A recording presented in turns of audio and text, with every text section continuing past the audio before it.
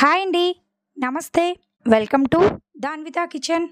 ఈరోజు వీడియోలో జిగురు లేకుండా బెండకాయ వేపుడిని ప్రిపేర్ చేసి చూపిస్తున్నాను.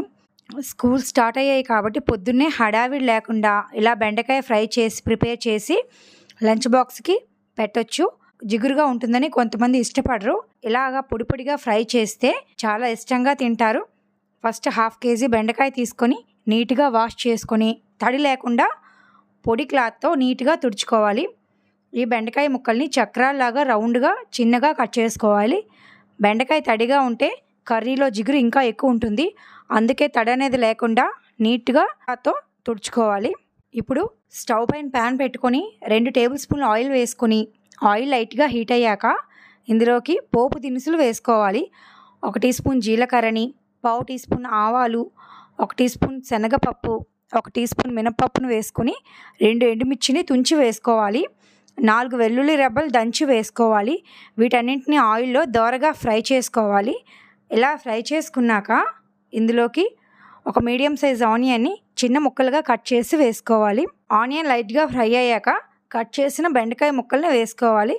బెండకాయ ముక్కలు మరీ పెద్దవి కాకుండా మీడియంగా చిన్నగా కట్ చేసుకుంటే ఫ్రై చాలా బాగుంటుంది.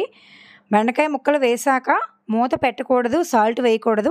మూత పెట్టినా వెంటనే సాల్ట్ వేసినా కర్రీ జిగురుగా ముద్దగా అయిపోతుంది. ఎక్కువగా కలిపినా బెండకాయ జిగురుగా ఉంటుంది, ముద్దగా అయిపోతుంది. 1 నిమిషం ఆగి కలుపుతూ ఉండాలి. బెండకాయ జిగురు లేకుండా పొడి పొడిగా వస్తుంది.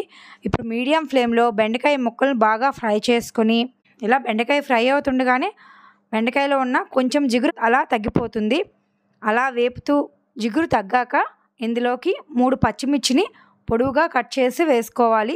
కొంచెం కరివేపాకును వేసుకోవాలి. కరివేపాకు వేసాక గరిటెతో బాగా మిక్స్ చేసుకొని నెక్స్ట్ ఇందులోకి 1/2 టీ స్పూన్ పసుపుని వేసుకుంటున్నాను.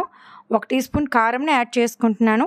మీ కారంకి తగ్గట్టుగా ఎక్కువ తినగలిగితే కొంచెం కారం ఎక్స్ట్రా వేసుకోవచ్చు.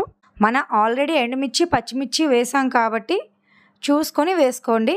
నెక్స్ట్ ఇందులోకి 1/2 టీ స్పూన్ ధనియాల పొడి, 1/2 టీ స్పూన్ జీలకర్ర పొడి, రుచికి తగినంత ఉప్పుని వేసుకొని గరిటెతో బాగా మిక్స్ చేసుకొని ఫ్లేమ్ సిమ్లో ఉంచి బాగా వేగనివ్వాలి. 2 నుంచి 3 నిమిషాలు బాగా ఫ్రై చేసుకున్నాక ఒకసారి టాస్ చేసుకోండి. అంతేనండి, పొడి పొడిగా ఏమాత్రం జిగురు లేకుండా బెండకాయ ఫ్రై రెడీ అయిపోయింది. వీడియోలో చూస్తున్నారు కదా, చాలా యమ్మీగా ఉంటుంది. మీకు నచ్చితే కొత్తిమీర చల్లి స్టవ్ ఆఫ్ చేసేయండి.